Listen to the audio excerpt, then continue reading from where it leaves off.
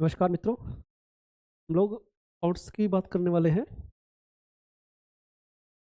PGT commerce exam आपका नज़दीक है और आज हम लोग बात करने वाले हैं अकाउंट्स को लेकर। अकाउंटिंग के छोटे-छोटे टॉपिक पे हम बात करेंगे।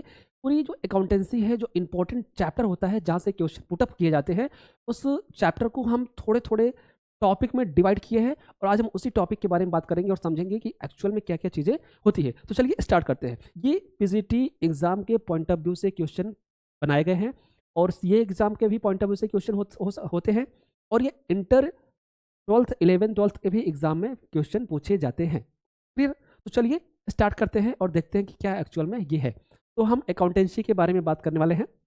Accounting for partnership firm and companies. ठीक है? तो चैप्टर नंबर 1 ध्यान से देखिएगा। चैप्टर नंबर 1, ठीक है? बहुत इंपॉर्टेंट फैक्टर की बात कर रहे हैं, बहुत इंपॉर्टेंट टॉपिक है, छोटा-छोटा टॉपिक है। ठीक है? पहला है अकाउंटिंग एंड पार्टनरशिप फर्म। ठीक है? इसके हम बेसिक कॉन्सेप्ट की बात कर रहे हैं। मीन्स कि जो अकाउंटिंग पार्टनरशिप फर्म है, उसका बेसिक कॉन्सेप्ट क्या है? ठीक है? बहुत इंपॉर्टेंट टॉपिक में हमने इसको डिस्ट्रीब्यूट किया हुआ है, ध्यान दीजिएगा। पार्टनरशिप फर्म क्या होती है? Partnership firm agreement between two more person agreement between two or more person to share profit.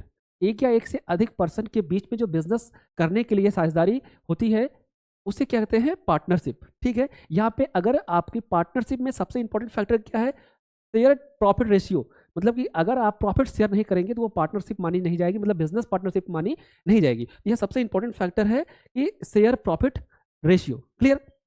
Next आपकी बात करें कि कैपिटल क्या होता है भाई, पूंजी क्या होती है, कैपिटल क्या होता है। ठीक है? तो कैपिटल दो तरीके से लगता है पार्टनरशिप फर्म में। पहला होता है फिक्स कैपिटल। पहला क्या होता है? फिक्स कैपिटल, जिसको हम बोलते हैं फिक्स कैपिटल मेथड। और सेकंड होता है floating capital method. Clear? Second क्या होता है? Floating capital method. ओके? और थर्ड की बात करें हम, क्या होता है? Profit loss. Profit loss partnership form में इंपॉर्टेंट है कि आप distribute of profit among partners, आप पार्टनर के साथ प्रॉफिट डिस्ट्रीब्यूट करें। अगर आप पार्टनर के साथ प्रॉफिट डिस्ट्रीब्यूट नहीं कर रहे हैं तो वो पार्टनरशिप फॉर्म नहीं कहलाती है। क्लियर? चलिए सेकंड की बात करें, चैप्टर नंबर 2 है, वो छोटा सा है, reconstitution of partnership. Partnership form में हम रिकंस्टिट्यूट कर रहे हैं, मतलब कि नए मेंबर को जोड़ने का काम। तो इस पॉइंट के अंतर्गत क्या आता है? Admission of partners. मीन्स कोई भी किसी भी पार्टनरशिप फर्म में हम जब नए पार्टनर को एड ऑन करते हैं तो उसे हम बोलते हैं एडमिशन ऑफ पार्टनर। क्लियर? अगर किसी भी पार्टनर का एडमिशन होता है तो वो किस एलिजिबिलिटी क्राइटेरिया के आधार पर होता है और उसके टर्म कंडीशन क्या होते हैं। क्लियर? तो हम एडमिशन, पार्टनर के एडमिशन की कंडीशन समझते हैं। क्या होता है? नंबर 1, न्यू पार्टनर की कंडीशन क्या होगी? पार्टनर कैसे एडमिट होगा? Partners admitted with the concern of all partner.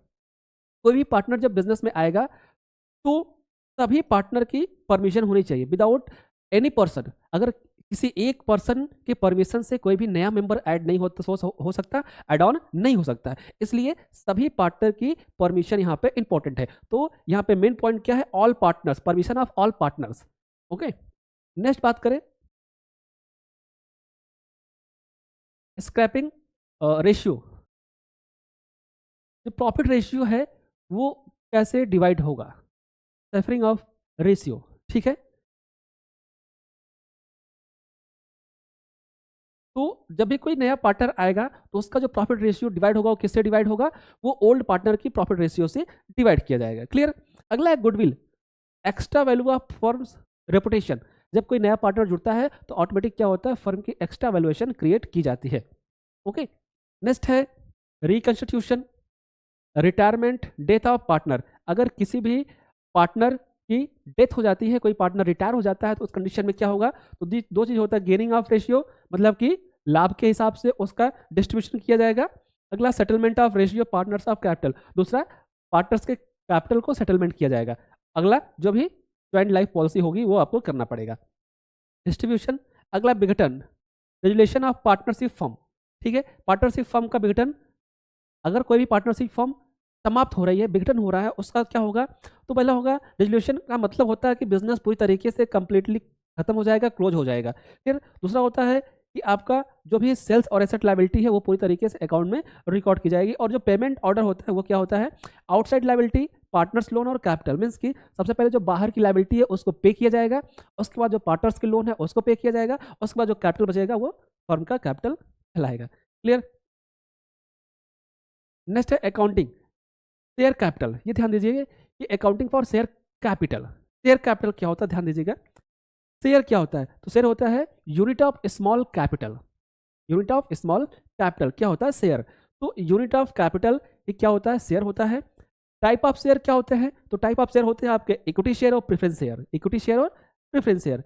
Issue of share, share issue कैसे किए जाते हैं, तो एड पर, एड प्रीमियम, एड डिस्काउंट, ये 3 तरीके से शेयर को क्या किया जाता है, इशू किया जाता है। क्लियर। नेक्स्ट हम बात करें कि issue of redemption and debenture. Debenture क्या होता है, ऋण पत्र। Clear.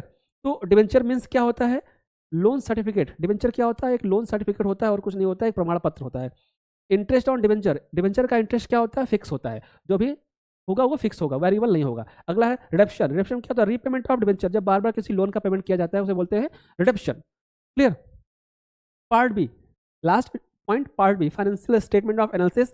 Financial statement of company. Company का फाइनेंशियल स्टेटमेंट क्या होता है भाई, कंपनी का फाइनेंशियल स्टेटमेंट होता है बैलेंस शीट और प्रॉफिट एंड लॉस। क्या होता है, बैलेंस शीट और प्रॉफिट एंड लॉस। लेकिन बट एक कंडीशन यहाँ पे मेंशन की गई है, schedule 3 format prescribe by companies act 2013।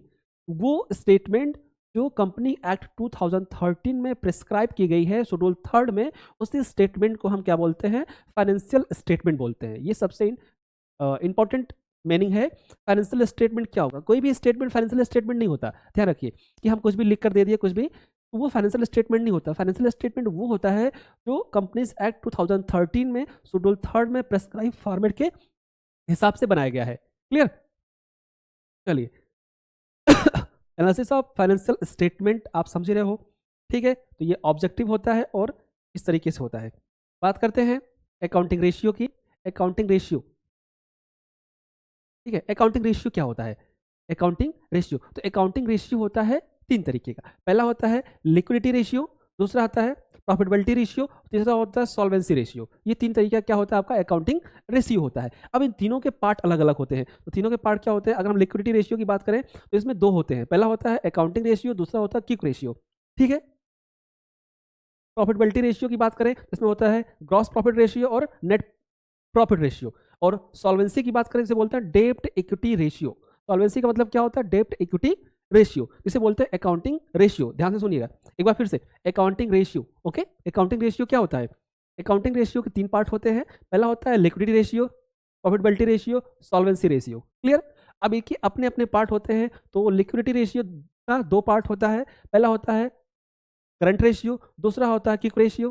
और प्रॉफिटेबिलिटी के दो पार्ट होते हैं, एक होता है ग्रॉस प्रॉफिट रेशियो और नेट प्रॉफिट रेशियो। और सॉल्वेंसी के एक पार्ट होता है जिसे बोलते हैं डेब्ट इक्विटी रेशियो। क्लियर। चलिए